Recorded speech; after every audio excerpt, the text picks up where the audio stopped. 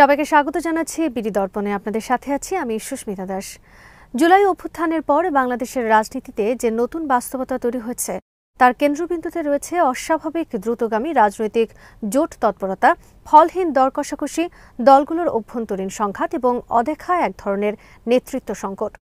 এই পরিবর্তনের মাঝেই সবচেয়ে আলোচিত শক্তি হয়ে ওঠে জাতীয় নাগরিক পার্টি এনসিপি, যারা শুরুতেই নিজেদের রাজনৈতিক অবস্থানকে নতুন ধারার বা বিকল্প শক্তি হিসেবে প্রতিষ্ঠার চেষ্টা করেছিল। তারা দাবি করেছিল তারা মধ্যপন্থী, নাগরিকমুখী, তরুণ নেতৃত্ব নির্ভর এবং একটি গণতান্ত্রিক রাজনৈতিক শক্তি তৈরি করতে চায়। কিন্তু গত কয়েক মাসের ঘটনা প্রবাহ দেখলে স্পষ্ট হয় এনসিপির রাজনৈতিক ধারণা, নীতি, ভিশন কিংবা আদর্শ, যে নামেই তাকে ডাকা হোক না কেন, আসলেই তেমন সুসংহত বা স্পষ্ট ছিল না।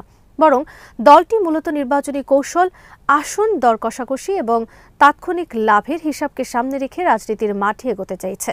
এর ফলে তাদের সম্ভাব্য জোট গঠন আজও অনিশ্চয়তার মধ্যে দাঁড়িয়ে আছে। প্রথম দিকে এনসিপি যেভাবে বিএনপির বিরুদ্ধে ধারাবাহিকভাবে তোপ দাগতে শুরু করেছিল তা দেখে রাজনৈতিক অঙ্গনে অনেকেই ধারণা করেন যে জামায়াতে ইসলামী এই দলের পেছনে প্রভাব বিস্তার করেছে। বিশেষত এনসিপির বিভিন্ন কর্মসূচিতে শিবির ও জামায়াতপন্থী ছাত্র সমর্থকদের উপস্থিতির অভিযোগ উঠেছিল এবং দলটি সে সম্পর্কে কখনোই স্পষ্টভাবে কিছু বলেনি। রাজনৈতিক বিশ্লেষকরা তখন মনে করেছিলেন যে এনসিপির লক্ষ্য হল বিএনপিকে চাপে রাখা, যেন পরবর্তীতে দর কষাকষিতে তারা সুবিধাজনক অবস্থান পায়। এই কৌশল জানা সত্ত্বেও এনসিপি এখনও প্রকাশ্যে তা অস্বীকার বা ব্যাখ্যা করেনি। পরবর্তীতে দেখা যায় এপ্রিলের লন্ডন বৈঠকে বিএনপির সঙ্গে সম্ভাব্য নির্বাচন পরবর্তী জাতীয় সরকারের কাঠামো নিয়ে যে আলোচনা হয়, সেখানে এনসিপি, জামায়াত এবং ইসলামী আন্দোলন তিন পক্ষই নিজেদের স্বার্থ রক্ষায় স্পষ্ট অবস্থান নেয়। অর্থাৎ তাদের সকলের অভিন্ন লক্ষ্য ছিল ক্ষমতায় অংশীদারি, যা আদর্শিক রাজনীতির সঙ্গে খুব বেশি যায় না। ফলস্বরূপ এনসিপি শুরু থেকেই আদর্শবাদ নয়, বাস্তব রাজনীতি, ক্ষমতার হিসাব এবং নির্বাচন কেন্দ্রিক তৎপরতা, এই ত্রিভুজের মধ্যে নিজেদের অবস্থান নির্ধারণ করে।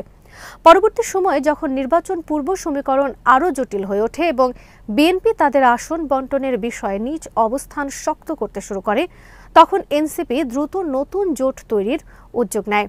সেই জোটের সম্ভাব্য শরিক হিসেবে উঠে আসে এবি পার্টি, রাষ্ট্র সংস্কার আন্দোলন, ইউনাইটেড পিপলস বাংলাদেশ এবং গণ অধিকার পরিষদ।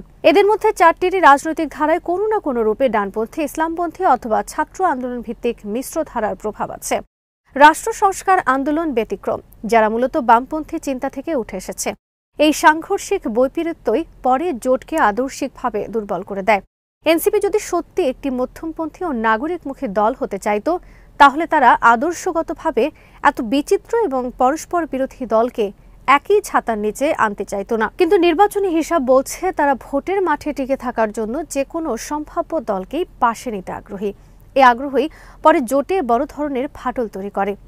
এরই মধ্যে আলোচনার কেন্দ্রে উঠে আসে গণ অধিকার পরিষদ। নুরুল হক নূর জোট নিয়ে আগ্রহী হলেও তার দলের অন্য প্রভাবশালী নেতা রাশিদ খান স্পষ্ট জানান যে এনসিপির নেতৃত্বে কোনো জোটে তারা যাবে না, কারণ একীভূতকরণের যে আলোচনা হয়েছিল সেখানে নূর নেতৃত্ব দিতে চাইলে এনসিপি চাইছিল তাদের পক্ষ থেকে নাহিদ ইসলাম নেতৃত্ব দিক।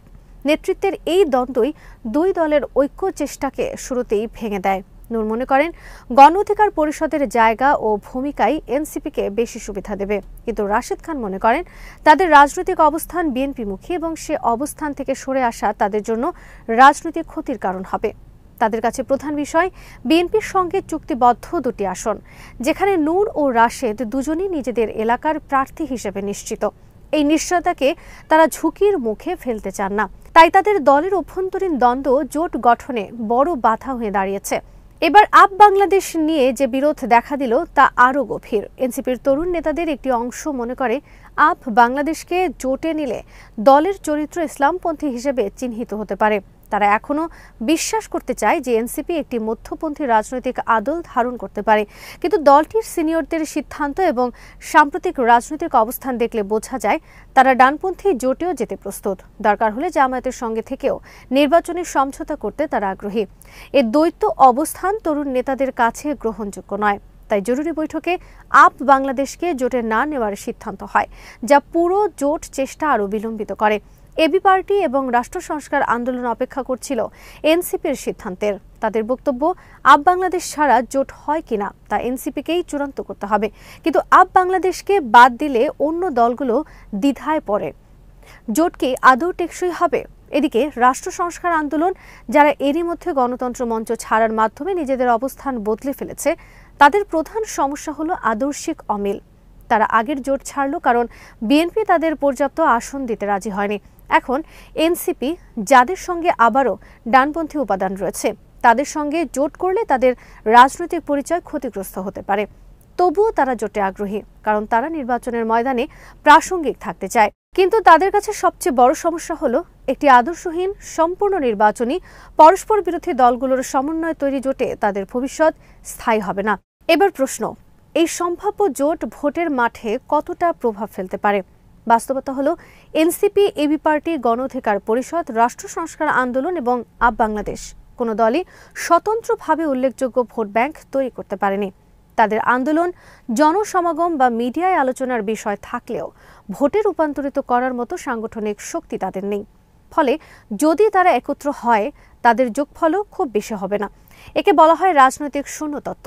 যখন শূন্যের সঙ্গে আরেক শূন্য যোগ করা হয়, ফলও শূন্য থাকে। অর্থাৎ নির্বাচন ভিত্তিক এই জোট মাঠে তেমন প্রভাব ফেলতে পারবে না। তাদের অস্তিত্বের সর্বোচ্চ প্রভাব হতে পারে বড় দলগুলোর দর কষাকষিতে সামান্য চাপ সৃষ্টি করা। জোট হওয়ার সম্ভাবনা আছে কি? আছে, কিন্তু অত্যন্ত মৃদু। কারণ জোটের প্রতিটি স্তরে এখনো অস্থিরতা। কে নেতৃত্ব দেবে, কে থাকবে, কে যাবে, কোন দল আপ বাংলাদেশে গ্রহণ করবে, কারা করবে না, এসব প্রশ্নের উত্তর এখনো পাওয়া যাচ্ছে না।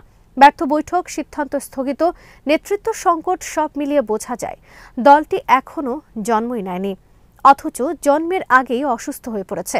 উপরন্তু বিএনপি তাদের পছন্দের দলগুলোকে নিয়ে ইতোমধ্যে নির্বাচনী সমীকরণ সাজিয়ে ফেলছে। সেখানে নতুন কোনো দলকে জায়গা করে দেওয়া তাদের জন্য কঠিন হবে। শেষ পর্যন্ত বলা যায়, এনসিপির জোট চেষ্টা হলো একটি নির্বাচন কেন্দ্রিক, ক্ষমতা বন্টন ভিত্তিক, আদর্শবিহীন সমঝোতার প্রচেষ্টা, যা রাজনৈতিকভাবে খুব টেকসই বা কার্যকর হওয়ার সম্ভাবনা কম। এনসিপি নিজেদের যে তৃতীয় শক্তি হিসেবে তুলে ধরতে চেয়েছিল, সেই বয়ান তারা তৈরি করতে ব্যর্থ হয়েছে। তাদের নেতৃত্ব বিভাজন, আদর্শিক অস্পষ্টতা, সীমিত জনভিত্তি এবং নির্বাচনী দর কষাকষিকে কেন্দ্র করে তৈরি দুর্বল অবস্থান, সব মিলিয়ে এই জোটের সম্ভাবনা এখনো অনিশ্চিত। এবং যদি হয়ও, সেটি হবে দুর্বল, সুযোগ সন্ধানী এবং নির্বাচনী উদ্দেশ্যের জোট, যার প্রভাব ভোটের মাঠে খুবই সীমিত থাকবে। আজ এখানেই শেষ করছি। সবাই ভালো থাকুন, সুস্থ থাকুন আর দেখতে থাকুন বিডি দর্পণ। চ্যানেলটি ভালো লাগলে সাবস্ক্রাইব করুন, সংযুক্ত থাকুন আমাদের ফেসবুক পেজে।